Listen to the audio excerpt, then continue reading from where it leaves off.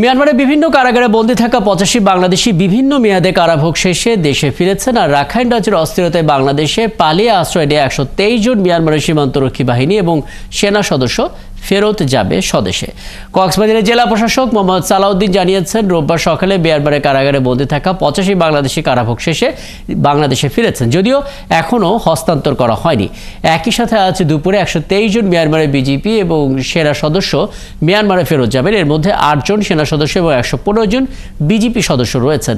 জেলা প্রশাসক আরও জানান, বিষয়গুলো পররাষ্ট্র মন্ত্রণালয় থেকে সবকিছু করা হয়, তবে আন্তঃবিভাগীয় সমন্বয় করে জেলা প্রশাসন, বিজিবি, কোস্টগার্ড, পররাষ্ট্র মন্ত্রণালয়, মিয়ানমার কর্তৃপক্ষ এবং সামাজিকভাবে সমন্বয় করা হচ্ছে।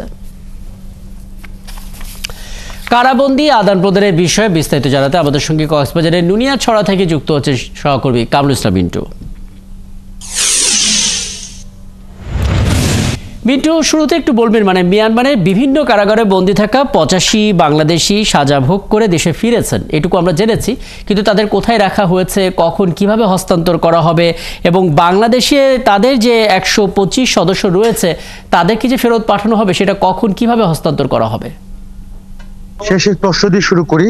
জি, ১২৫ জন, যারা ১২৩ জন যারা আজকে চলে যাচ্ছে, যারা বিভিন্নভাবে ক্ষতিগ্রস্ত হয়ে বাংলাদেশে আশ্রয় নিয়েছিল মিয়ানমার সীমান্ত করে, তাদের প্রক্রিয়াটা শুরু হয়েছে। আপনি হয়তোবা কতটুকু খেয়াল করতে পারছেন যায় না, এই যে প্রক্রিয়া শুরু হয়েছে, একটা টাগবোট এসেছে বাংলাদেশের কর্ণফুলী টাগবোট, এটা করে তাদেরকে বাংলাদেশের জলসীমা পর্যন্ত পৌঁছে দেওয়া হবে। সেখানে ওপারে বা মিয়ানমারের জলসীমায় আরেকটি জাহাজ আছে মিয়ানমারের, সেই জাহাজে তুলে দেওয়া হবে। প্রক্রিয়া একেবারে শেষ। এখানে বাংলাদেশের প্রতিনিধি, মিয়ানমারের প্রতিনিধি দল আছে, বিজিবি প্রতিনিধি আছে, এবং বিজিবি আসলে তত্ত্বাবধানে এটা মূলত হচ্ছে এবং প্রক্রিয়াটা প্রায় চূড়ান্ত হয়েছে। এবং যেটা প্রক্রিয়াটা ছিল সেটা হচ্ছে যে তাদের আইডেন্টিটি চেক করা, অর্থাৎ যারা ১২৩ জন এখানে এসেছিল দীর্ঘ ৪-৫ মাস আগেই, তারা মিয়ানমারের আসলে নাগরিক কিনা, তারা সদস্য ছিল কিনা, সীমান্তরক্ষী বাহিনী ছিল কিনা, সেগুলো যাচাই বাছাই যে কূটনৈতিক যে প্রক্রিয়াগুলো সেটা শেষ প্রথম থেকে হয়েছে। এখানে এসে যাচাই বাছাই করে এখন মিয়ানমারের প্রতিনিধির কাছে পৌঁছে দেওয়া, হ্যান্ড ওভার করা হচ্ছে। আপনি দেখছেন ছবিটা, কোস্টগার্ড এবং বিজিবির প্রতিনিধিরা যাচ্ছেন এবং এই বোটটা যেটা দেখছেন আপনি, সেই বোটে করে তাদেরকে মূলত বাংলাদেশের জলসীমা পর্যন্ত পৌঁছে দেওয়া হবে এবং মিয়ানমারের জলসীমায় দাঁড়িয়ে থাকা অপেক্ষমান এই প্রক্রিয়াটা মোটামুটি শেষ আমরা বলতে পারবো। ১২৩ জন চলে যাবে, প্রক্রিয়াটা শেষ। কিন্তু আজকে যারা ৪৫ জন এখানে এসছেন আর বাকি যে ৮৫ জন বাংলাদেশি নাগরিক, তারা হচ্ছে যে তারাও বাংলাদেশে চলে এসছেন, অর্থাৎ তাদেরকে হ্যান্ড ওভার করে দেওয়া।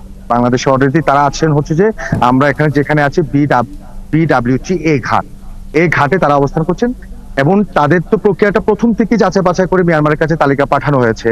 সেই তালিকা ধরে তাদেরকে বাংলাদেশে আনা হয়েছে আজকে, এবং আনার পরে আবার নতুন করে তালিকা যাচাই বাছাই করা হচ্ছে যে তারা সঠিক আছে। সেক্ষেত্রে মিন্টু, যেই ৮৫ জন বাংলাদেশি দেশে ফিরলেন মিয়ানমার থেকে সাজা ভোগ করে, তারা কি দেশে এসে স্বাভাবিক জীবনে ফিরে যেতে পারবেন নাকি নতুন করে আইনি প্রক্রিয়ার মধ্যে মুখোমুখি হতে হবে এদেশে? না, একেবারে নাই। যে আইনি প্রক্রিয়াগুলো ছিল সে দেশে হয়েছে, এখান থেকে তালিকা পাঠানো হয়েছে, সে তালিকা ধরে মিয়ানমার যাচাই বাছাই করেছে এবং একটা প্রক্রিয়ার মাধ্যমে তাদেরকে নিয়ে আসা হয়েছে। চূড়ান্ত প্রক্রিয়া যেটাকে বলা হয় সেটা করা হয়েছে। এখন শুধু যে প্রক্রিয়াটা সেটা হচ্ছে যার আত্মীয়, যার স্বজন, তারা দীর্ঘ সময় ধরে যেহেতু মিয়ানমারের কারাগারে ছিল ৬ বছর, ৭ বছর, ৮ বছর, সেজন্য অনেকে না চিনতে পারে, তাই জন্য তাদেরকে এখানে যে আত্মীয় স্বজন গুলো আছে তারা অপেক্ষামান আছে, তাদেরকে হ্যান্ড ওভার করে যাচাই বাছাই, শুধু এই প্রক্রিয়াটা শুধু আছে। এবং বিডব্লিউটি ঘাটে হতে পারে অথবা একটা স্কুল আছে এখানে পাশে, সেই স্কুলে নিয়ে যেও হতে পারে। দুটি প্রক্রিয়া কিন্তু ইতিমধ্যে শেষ হয়েছে। আমরা যেটা বলছিলাম, আপনি যেটা দেখছেন সেই ছবিটা হচ্ছে যে মিয়ানমারের ১২৩ জন।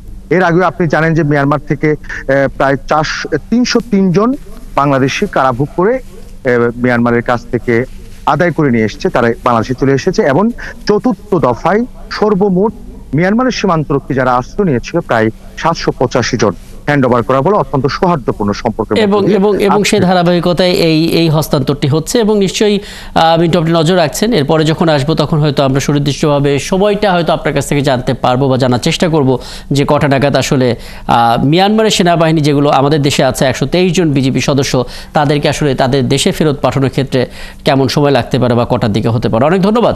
আমাদের সঙ্গে যুক্ত হয়েছিলেন কক্সবাজার থেকে সহকর্মী কামরুল ইসলাম মিন্টু।